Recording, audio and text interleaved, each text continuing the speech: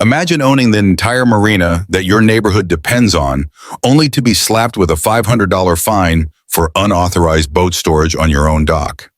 That's right, according to Karen, the newly self-appointed queen of our HOA. I was violating community aesthetics by parking my own boat at my own marina.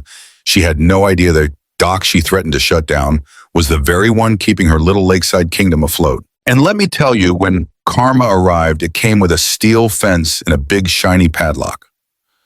I grew up around here. My dad bought this chunk of waterfront land back in the 60s when it was just swamp and mosquitoes. Over the years, we dredged it, built the docks, installed lighting, and maintained the marina, all out of our own pocket. In exchange, we allowed the nearby residents to use the slips for their boats. No contracts, no leases, just neighborly goodwill. Well, fast forward to last year when a few overzealous newcomers decided to improve the community by forming an HOA. You know the type clipboard, warriors armed with measuring tapes and a thirst for petty power. Enter Karen. Karen managed to get herself elected HOA president after a suspiciously low turnout vote. Suddenly, overnight, we had newsletters filled with mandatory guidelines, surprise inspections, and enough passive-aggressive notes to wallpaper a mansion. At first, I tried to be neighborly. I figured she'd burn herself out. But Karen had bigger plans and apparently a personal grudge against anything that didn't fit her pristine vision of lakeside suburbia. It started with a letter taped to my boat's cabin window. Notice of violation unauthorized marine equipment. Storage. Please remove immediately or face daily fines. I laughed. Surely this was a mistake. My family built this marina. But no, Karen wasn't joking. She cited a brand new HOA bylaw about community water aesthetics passed quietly at a board meeting I wasn't even invited to. According to her, my docked boat was unsightly and had to go. I called a meeting. I brought deeds permits, decades of records proving the marina was privately owned and maintained, separate from HOA jurisdiction. Karen sneered and said, "Maybe it's time you learned how communities work now." Oh, I already knew how communities work, Karen, and I was about to teach you a little something about property rights. What she and her little council of clipboard crusaders failed to realize was that they had no legal authority over the marina non-zilch. They had been parking their own boats there for free, year after year, assuming it was public property. Technically, I had been letting them trespass out of kindness. Technically, I could revoke that kindness at any time, and technically that time had just arrived. You'd think after this first warning, shot me reminding Karen that the marina wasn't under HOA control, she'd back off, maybe even apologize. Nope, this is Karen we're talking about. The very next week she escalated. I got a certified letter, oh fancy, stating that continued non-compliance would result in community enforcement actions and possible civil penalties. She also included a printed photo of my boat with a giant red circle around it, like some kind of crime scene evidence. Now I'll give Karen credit. She was bold, stupid but bold. See, in her mind, she truly believed that if she just acted like she had authority, eventually everyone would accept it. And honestly, that's exactly how a lot of HOA nonsense works. People get intimidated, they fold. Not me. Instead, I spent the next 2 days doing some preparation. First, I walked the entire marina with a measuring wheel documenting property lines down to the inch. I called the county records office to double confirm my land deed. And then, for good measure, I filed a cease and desist notice through my attorney, just in case Karen tried any more funny business. But Karen wasn't done. She called an emergency HOA meeting without notifying me. Of course, where she pitched a new idea, the HOA would assume maintenance responsibilities for the marina in the interest of public safety. She spun it like they were doing me a favor. Translation, they wanted to forcibly take over my private property under the flimsiest excuse imaginable. The next morning, HOA volunteers, half of them retirees, who just wanted to be left alone, showed up at the dock with paint buckets and tool belts ready to start upgrading things. One guy even started pulling up planks. I almost felt bad for them. They didn't know what they were walking into. I walked down to the dock holding a copy of my cease and desist order and said loud enough for everyone to hear, "You are trespassing on private property. You are in violation of local ordinances and state law. Any further interference will be met with legal action." You could hear a fish jump a mile away. It got so quiet. One by one, the volunteers awkwardly shuffled away, mumbling about how they didn't know and just wanted to help. Karen. She stood there, arms crossed, red-faced, steaming like a tea kettle left on high, and then she snapped. She screamed something about taking this to the city council, and filing injunctions. And how dare you speak to your neighbors like that? I didn't say a word, I just smiled. Because while she was busy ranting, my contractor was busy finalizing the delivery of something very special. A 6-foot-tall chain-link fence complete with heavy-duty locked gates surrounding the entire marina. If they wanted a war, they were going to get one. The fence went up that Friday. Every boat that didn't belong to me was locked out instantly. People who had been lazily docking their kayaks, canoes, and fishing boats for years suddenly found themselves with nowhere to go. And guess what? Karen's precious 24-foot pontoon boat, the one she loved to brag about at HOA meetings, stranded. Oh, the irony. Cue the angry emails, the furious voicemails, the desperate knocks at my door. Surely they said we can work something out. Surely they said this isn't necessary.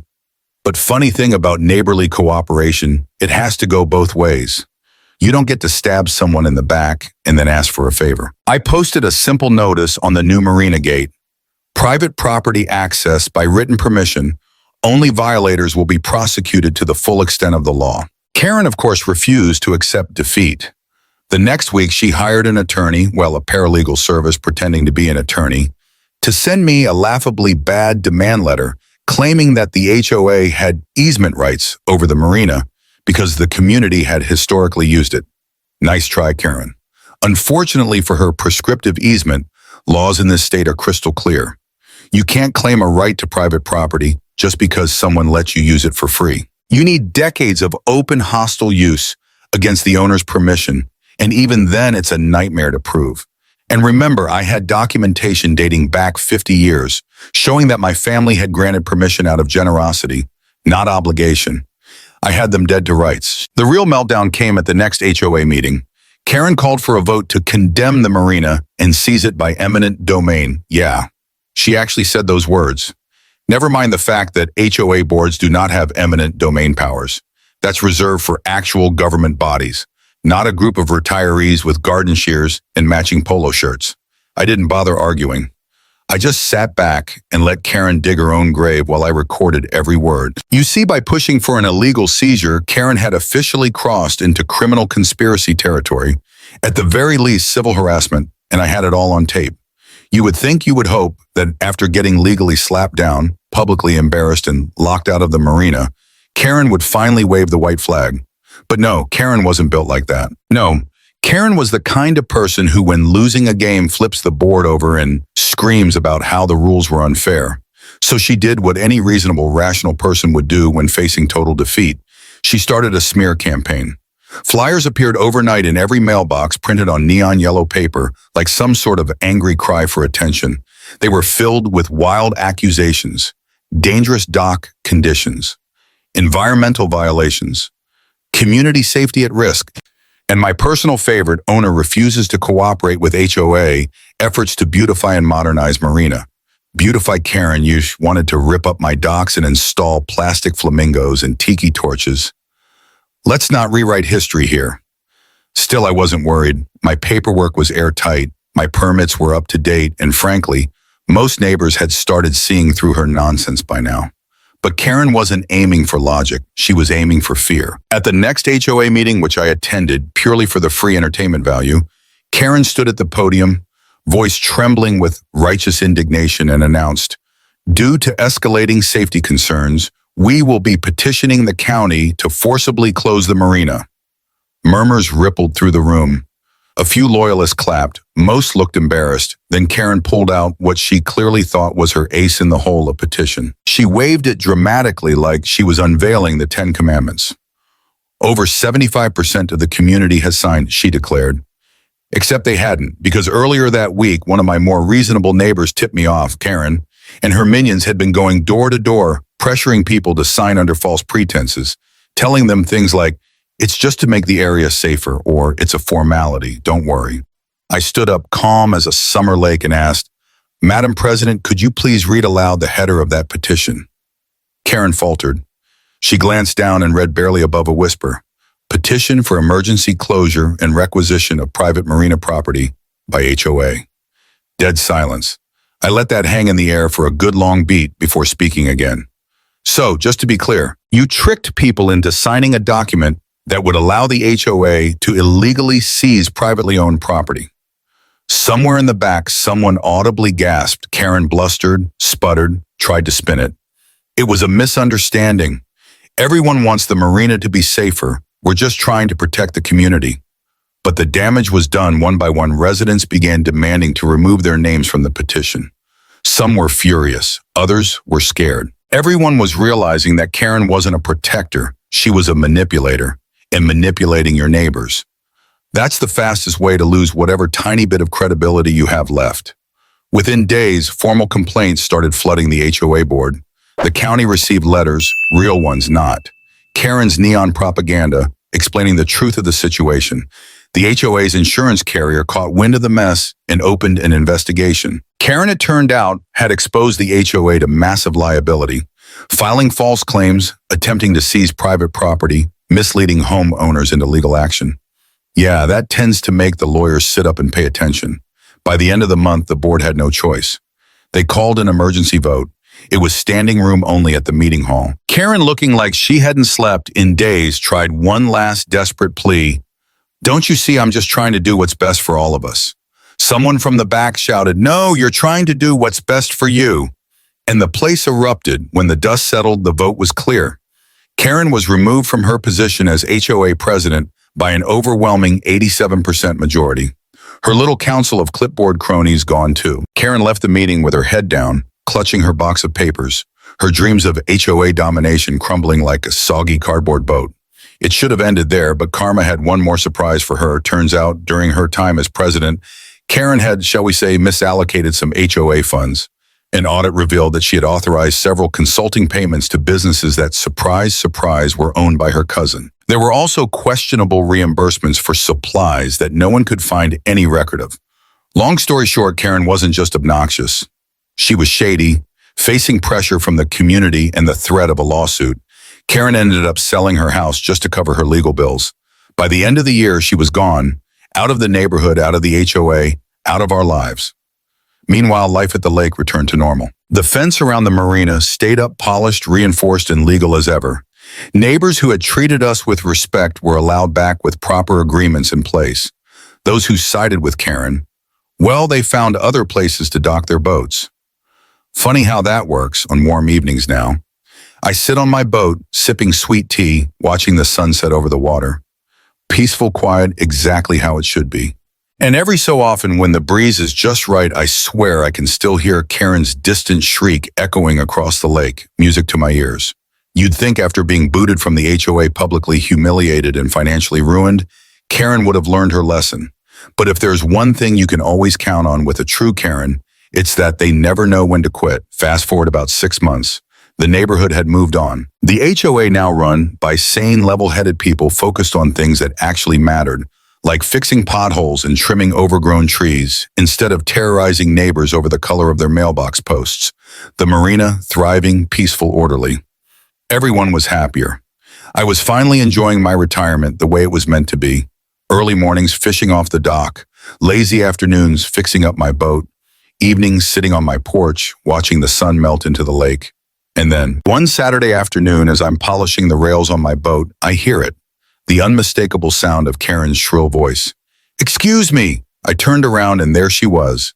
New haircut, new sunglasses, same rotten attitude, standing just outside the marina fence, arms crossed, like she was posing for a mugshot. "I need access to my boat," she said, like it was the most reasonable thing in the world. I almost laughed. Karen's boat. Her pride and joy, that oversized pontoon, had been stuck outside the marina ever since the fence went up. She'd refused to pay for a slip lease out of spite. Instead, she had parked it on a trailer in her backyard, letting it rot under the Texas sun. "Your boat," I said, wiping my hands on a rag. "I thought you sold it." "I did," she snapped, "but the new owner needs to retrieve it. I told them it was docked here." Ah, so Karen had lied to the poor soul who bought her boat, claiming it was conveniently stored at a private marina. She no longer had any rights to. Typical. I shrugged. "Sorry, Karen. No unauthorized access. You should have made arrangements before you sold something you didn't have possession of." Her face twisted into that famous Karen snarl. "You're being unreasonable." "No, Karen," I said, smiling sweetly. "I'm following the rules." "You remember rules, don't you?" She stomped off, dialing someone angrily on her phone. The next day, things escalated. I received a formal request from the buyer's lawyer. Some poor junior associate who clearly had no idea what he was getting dragged into, asking for reasonable accommodation to remove purchased property. Now, I'm not a monster. The buyer was innocent in all this, so I responded via my own attorney, offering a perfectly reasonable solution. Sign a short-term marina use agreement, provide proof of insurance, pay a nominal $100 administrative fee, standard procedure. But Karen wouldn't allow it. She riled up the buyer, telling them I was extorting them and holding the boat hostage. Before long, the poor guy showed up at the marina gate himself, looking sheepish. I met him halfway. Look, I said, I don't have an issue with you. You want your boat. Great, sign the agreement, and it's all yours, no tricks. He hesitated, looked down at the paperwork, and then out of the corner of my eye, I saw her. Karen lurking behind a tree, like some bargain bin. Bond villain waving her arms and mouthing, no, no, no, unbelievable. At that point, the buyer realized he was dealing with a nut job. He signed the agreement, paid the fee, and within the hour, the boat was hitched to a truck and hauled out of there. As they drove off, Karen stormed over again, red-faced and shaking. You're a disgrace, she shrieked. I just tipped my hat. Have a nice life, Karen. I thought that would finally be the end. But nope, a week later, I got a notice taped to my front door. Classic Karen move, claiming she was suing me for loss of property value, emotional distress, and unfair business practices. I laughed so hard I nearly fell off my porch swing. Her lawsuit was a joke. Handwritten, no lawyer listed. Full of spelling errors. I filed it straight in the trash can where it belonged, still just to cover my bases. I called my attorney, who assured me it was completely frivolous. Turns out filing bogus lawsuits can backfire hard. When Karen tried to actually submit it to small claims court, the judge tossed it out immediately and warned her that filing meritless lawsuits could get her sanctioned. Guess what? She was fined $500 for wasting the court's time. After that final pitiful attempt at revenge, Karen slunk away for good. She sold her house, at a loss, and moved to another town. Rumor has it she's now terrorizing some poor condo board somewhere with her unsolicited leadership advice, good riddance. Meanwhile, our little lakeside community thrived. Without Karen poisoning the well, neighbors actually started working together again. We organized cookouts, fishing tournaments, and lake cleanup days. People smiled more, laughed more, waved when they passed by. It was like a black cloud had lifted. And me, I kept the marina running smoothly on my terms with clear rules and fair agreements. Funny how respecting property rights and treating people like adults tends to keep the peace. Now, sometimes new folks move into the neighborhood and they hear whispers about the crazy lady who tried to steal the marina. They always ask me if the stories are true. I just smile, lean back in my chair and say, oh, they don't even know the half of it. Because some legends, some cautionary tales, they deserve to be remembered, especially when they end with sweet, satisfying justice. After Karen packed up her dreams and her tacky lawn ornaments and slithered off to whatever HOA she's currently terrorizing, her old house sat empty for months. At first, it was just another abandoned property. But as time went on, it became something else. A symbol, a running joke, a monument to bad behavior. The for sale sign stuck out front like a scarlet letter. Buyers came and went. Some stayed long enough to peer through the windows. Others turned around the second they heard the whispers. That's Karen's house. You could almost feel the house itself cringing from the shame. Meanwhile, the rest of us got back to living. Marina cookouts, fishing derbies, porch concerts with a local bluegrass band community. Spirit was stronger than ever. It was during one of those summer potlucks that the idea hit us, sitting around a fire pit passing a jug of sweet tea and maybe something a little stronger. Someone joked, we should put up a plaque. Here lies the reign of Karen, 2021-2023. Everybody laughed, but the laughter turned into plotting, and the plotting turned into, well, a bit of harmless mischief. It started small. Someone nobody knows who placed a little garden gnome right by the mailbox. The gnome held a tiny clipboard and wore sunglasses that looked suspiciously like the ones Karen used to wear. Then overnight, another gnome appeared. This one carried a violation notice in his little ceramic hand. The neighbors thought it was hilarious.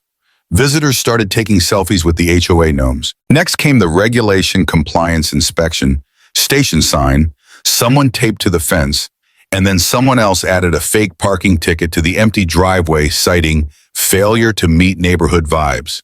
At no point did anyone vandalize the property or cause real damage. It was all good-natured, legally safe, tongue-in-cheek fun.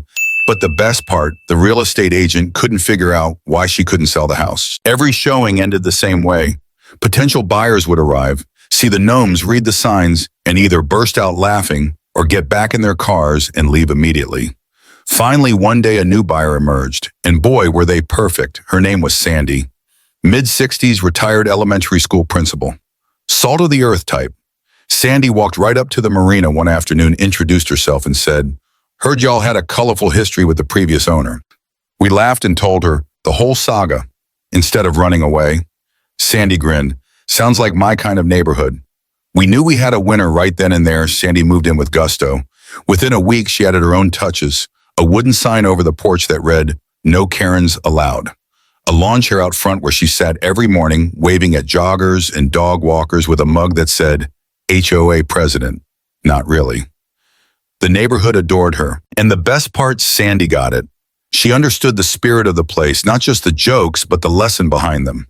That communities thrive not by enforcing petty rules, but by respecting each other. One evening, a few months after Sandy moved in, we held a big block party. Music, barbecue, potluck, desserts lined up as far as the eye could see. And right in the center of it all, next to the gnome collection now permanently enshrined on Sandy's lawn, we unveiled the final piece, a bronze plaque professionally made installed on a stone pedestal. It read, "In memory of community spirit, here we remember that respect trumps control 2021-2023, never again." Everyone laughed, cheered, and raised their drinks in a toast. Even Sandy wiped a tear from her eye. It wasn't just a prank, it was a reminder. A reminder that people don't need to be micromanaged. They need to be trusted, supported, treated like adults. And when you forget that, when you try to rule instead of serve, you end up exactly like Karen alone, angry and completely, utterly powerless.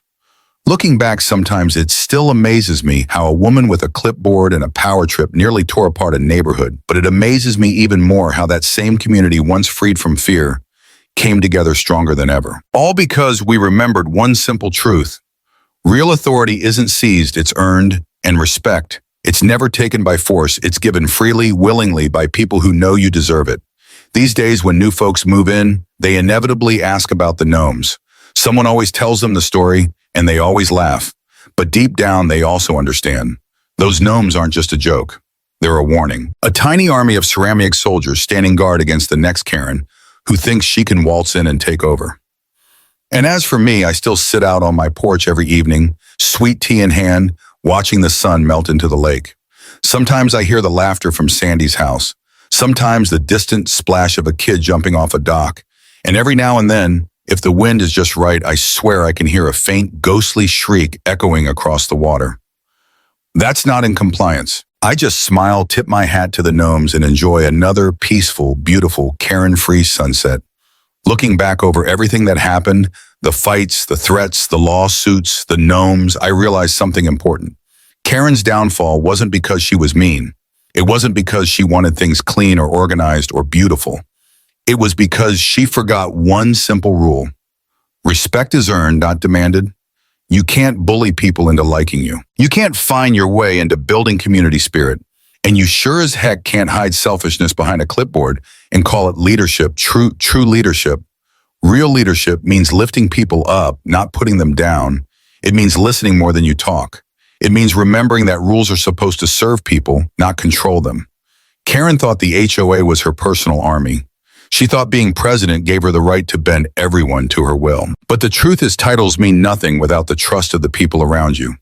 No matter how many regulations you cite, no matter how many letters you tape to a neighbor's door, if you don't have their respect, you have nothing.